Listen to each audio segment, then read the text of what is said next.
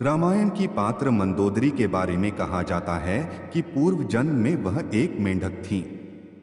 पौराणिक कथाओं के मुताबिक मां पार्वती के श्राप की वजह से मंदोदरी मेंढक बन गई थी।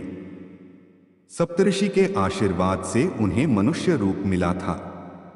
मंदोदरी असुरों के राजा मायासुर और अप्सरा हेमा की बेटी थी।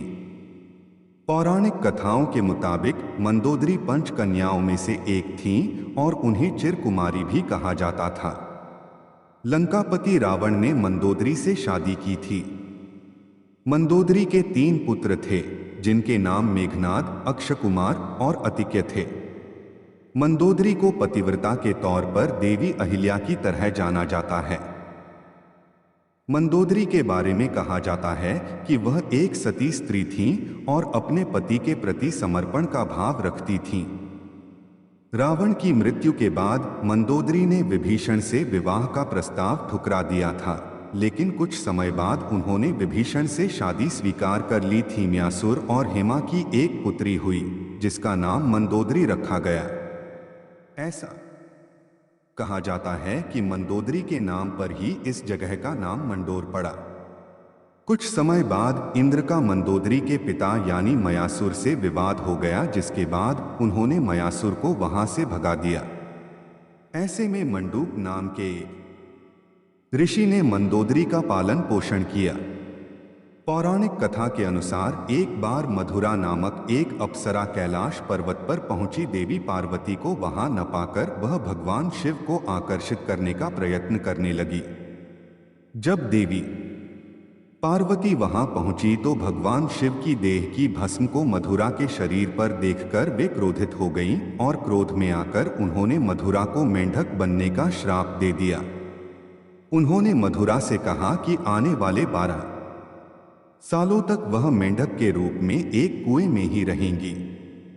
भगवान शिव के बार बार कहने पर माता पार्वती ने मधुरा से कहा कि कठोर तप के बाद ही वह अपने असली रूप में आ सकती है, और वह भी 12 साल के बाद। तब मधुरा ने 12 वर्ष तक एक कुएं में रहकर मेंढक रूप में कठोर तप किया। जब 12 वर्ष पूर्ण होने वाले थे, तब मयासुर और उनकी पत्नी हेमा पुत्री की कामना से वहां तप शुरू करने पहुंचे, जहां मधुरा तप कर रही थी। जैसे ही मधुरा के 12 वर्ष पूर्ण हुए, वह अपने असली स्वरूप में आ गई और कुएं से बाहर निकलने के लिए मदद के लिए पुकारने लगी। हेमा और मयासुर वही कुएं के पास तप में लीन थे। मधुरा की आवाज सुनकर दोनों कुएं के पास गए और उसे बचा लिया। बाद में उन दोनों ने मधुरा को गोद ले लिया और उसका नाम मंदोदरी रखा। जब मंदोदरी विवाह के योग्य हो गई तो मयासुर ने उनके लिए वर ढूंढना शुरू किया। अपनी पुत्री के विवाह के लिए वर खोजने में मयासुर ने रावण से मदद मांगी। उचित वर न मिलने पर मयासुर निराश हो गया। कुछ समय बाद रावण के यश और वैभव को देखकर मयासुर इतना प्रभावित हुआ कि उसने रावण के ही सामने बेटी के विवाह का प्रस्ताव रख दिया। रावण ने मयासुर की बात मान ली और मंडोर में मंदोदरी के साथ विवाह कर लिया। ऐसा कहा जाता है कि मंदोदरी बहुत सुंदर थी।